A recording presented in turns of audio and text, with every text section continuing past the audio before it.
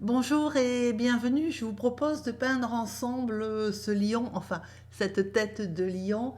J'ai choisi volontairement des couleurs qui sont pas, enfin, qui sont proches quand même du lion, mais qui sont pas celles du lion parce que c'est ce qu'on appelle la licence artistique. Je le voyais, j'avais envie de faire des couleurs, ces couleurs-là, et je le voyais plutôt comme ça. Après, vous pouvez bien sûr changer les couleurs. Donc, l'esquisse est disponible hein, comme d'habitude sur le site. Et si vous voulez progresser et travailler avec moi en suivant le cours complet, il est disponible sur Patreon avec beaucoup d'autres. Donc vous avez dans la description le lien pour avoir une vision claire du catalogue complet des cours en ligne, qui sont bien sûr expliqués en temps réel et pas à pas. Au niveau du matériel, j'ai utilisé donc deux jaunes, de la terre de Sienne naturelle et du jaune de Naples, du violet Windsor, du rose Garance, de la terre d'ombre brûlée qui est proche de la terre de Sienne brûlée mais qui est moins orange que la terre d'ombre brûlée, et du sépia. Alors le sépia c'est surtout pour les yeux et un peu le museau. Et ensuite un petit peu de blanc de titane pour quelques petites retouches à la fin. Par contre, c'est un grand format, hein, c'est du 36 sur 48, orientation paysage. Au niveau des pinceaux, j'ai utilisé donc un gros, que des pinceaux ronds, hein, donc un gros, un 12, ensuite un 8 pour faire, pour faire les traits plus fins, du 2 pour faire les détails, et vraiment le 0 pour tout ce qui est œil et puis surtout moustache. Et je n'ai pas utilisé de liquide de masquage, j'ai utilisé un bâton de cire, donc c'est de la cire, de la paraffine, hein, de la cire naturelle. Attention, vous pouvez prendre un morceau de bougie à partir du moment où c'est vraiment de la cire naturelle et où il n'y a pas de ni colorant ni parfum en fait, hein. Voilà. Et attention aussi, si vous utilisez la cire, on ne peut pas peindre par-dessus la cire. C'est-à-dire que là, vous mettez de la cire, ça imperméabilise le papier en fait. Donc, à utiliser quand même avec parcimonie, et voilà. Donc, on va commencer à peindre notre lion. Alors, au niveau, donc, on part de l'esquisse, on prend son bâton de cire, et moi j'ai mis de la cire au menton et sur les parties un peu plus, donc quelques touffes au niveau de la crinière, hein, là où vous avez la photo de référence, hein, là où les mèches étaient plus claires. Ensuite, je prends, donc une fois que, donc il n'y a pas à attendre que ça sèche, hein, la cire, donc on commence direct. Et donc ensuite, j'ai mouillé avec le pinceau numéro 12 la crinière, mais vraiment mouillé, il faut vraiment qu'il y ait de l'eau. D'ailleurs, ça se voit, hein, il y a des endroits où il reste vraiment de l'eau. Donc, on mouille la crinière et ensuite, on va déposer la peinture par couleurs successives. Donc, on commence par la terre de Sienne naturelle. Dans les endroits un peu plus pâles, j'ai mis de la terre de Sienne, du jaune de Naples, mais là j'ai commencé par, donc, au niveau de la crinière, hein, de la terre de Sienne naturelle. Ensuite, un petit peu de rose. Donc après, il n'y a pas vraiment de règles, si on va du plus clair au plus foncé. Mais ce que je veux dire, c'est que c'est aussi comme la façon dont vous percevez le lion, parce que si vous regardez la photo qui est la photo de référence, il n'a pas de rose en fait. Voilà. Donc vous mettez comme selon votre sensibilité. Donc là, je renforce un petit peu avec de la terre de Sienne un peu moins diluée. Du coup, ça passe un petit peu à l'orange. Voilà, donc je peins, enfin, j'ose pas dire mèche par mèche, mais c'est quand même pas loin. Donc on voit bien les endroits qui prennent pas la peinture, c'est les endroits qui sont imperméabilisés avec la cire.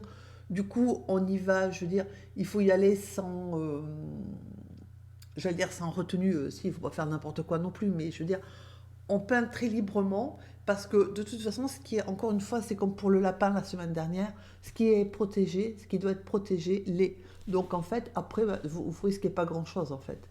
Donc là, je mets de la terre d'ombre brûlée.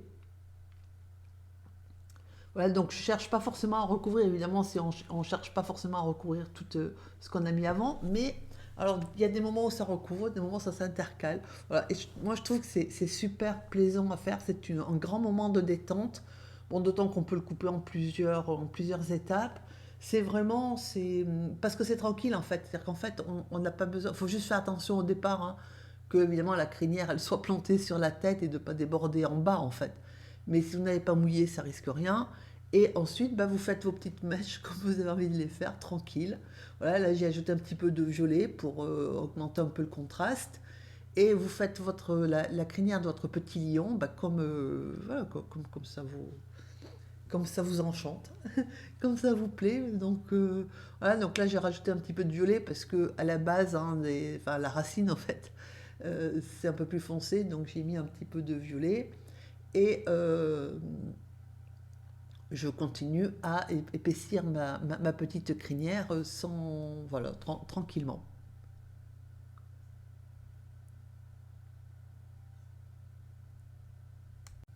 Donc une fois qu'on a fini la crinière, on fait exactement la même chose sur les côtés, enfin la crinière en haut.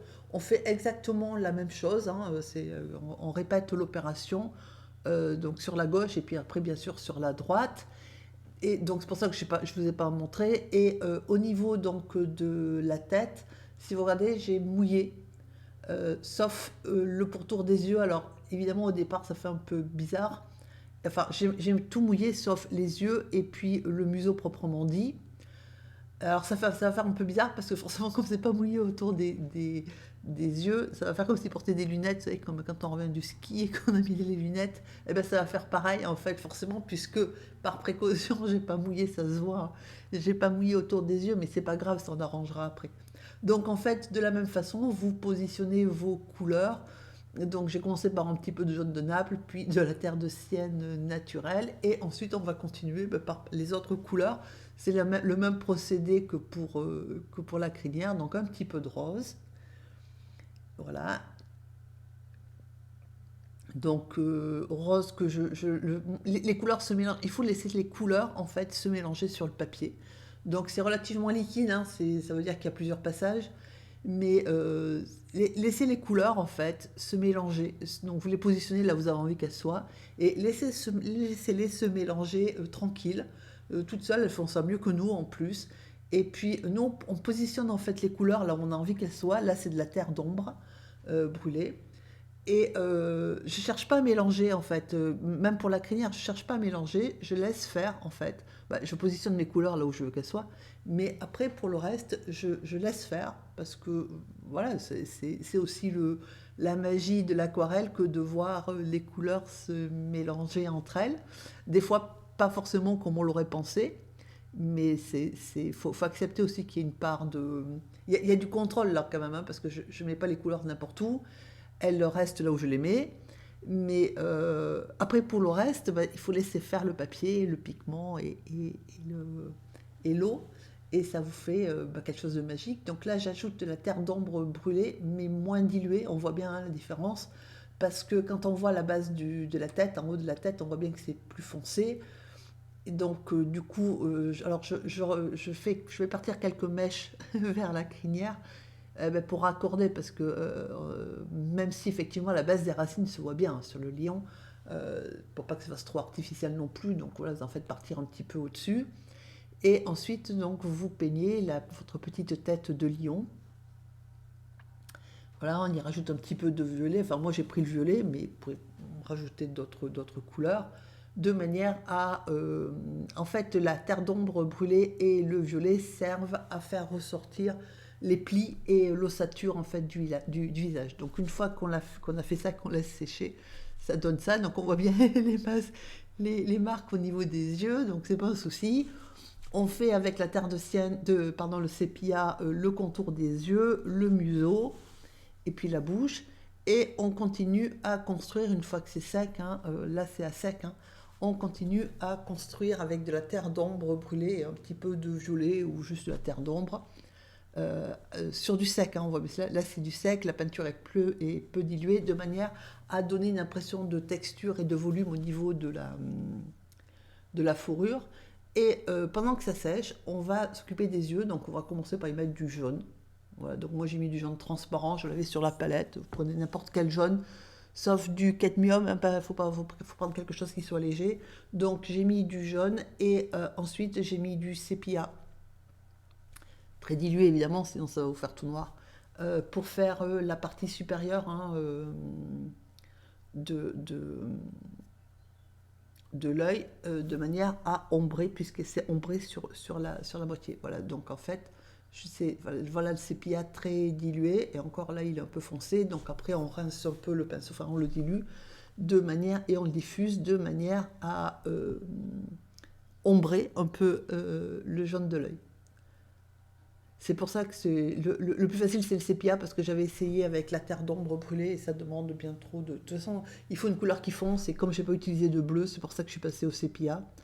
Donc voilà, on diffuse un petit peu après la couleur dans l'œil, de manière à l'ombrer légèrement, et il faudra renforcer un petit peu, voilà, c'est ce que je suis en train de faire avec le jaune, parce que forcément ça s'est un peu affadi. Et pendant que ça sèche, comme le contour en sépia de l'œil proprement dit est sec, ben, on va raccorder en fait, hein, on va lui tirer ses lunettes, et on va raccorder avec de la terre de sienne naturelle et de la terre d'ombre, on va finir l'œil.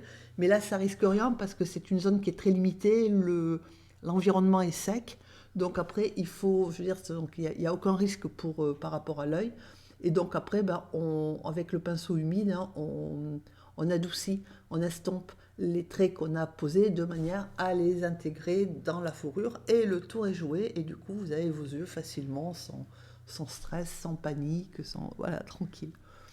Donc voilà ce que ça donne quand on commence à travailler les yeux. Alors après, une fois que c'est sec, hein, on y remet un petit coup de jaune, parce que forcément, comme on l'a un peu affadi en diluant le sépia. Et une fois que c'est sec, on ajoute en fait la pupille. Voilà, donc, mais il faut que ça soit quand même sec, hein, parce que même si on passe, il faut quand même que ça soit sec, hein, sinon vous allez avoir le sépia bien concentré, bien sombre, qui va vous se diffuser dans tout l'œil, donc ça ira pas du tout. Voilà, et donc une fois qu'on a fait que ça sèche, on va faire le corps, parce que sinon ça fait un peu tête de lion empaillé, c'est un peu dommage. Donc on va faire pareil, donc on va mouiller et on va raccorder. Donc là, en fait, le but, c'est d'intégrer la fourrure du corps, hein, du dos, sous la crinière. Donc il faut peindre entre la crinière, hein. Et ensuite, une fois qu'on a fini, on ajoute un petit peu un reflet au niveau des yeux. Voilà, j'espère que vous allez faire de jolis lions, que vous allez vous régaler. Et autant que moi, je me suis régalée, je vous souhaite une excellente journée et je vous dis à très bientôt.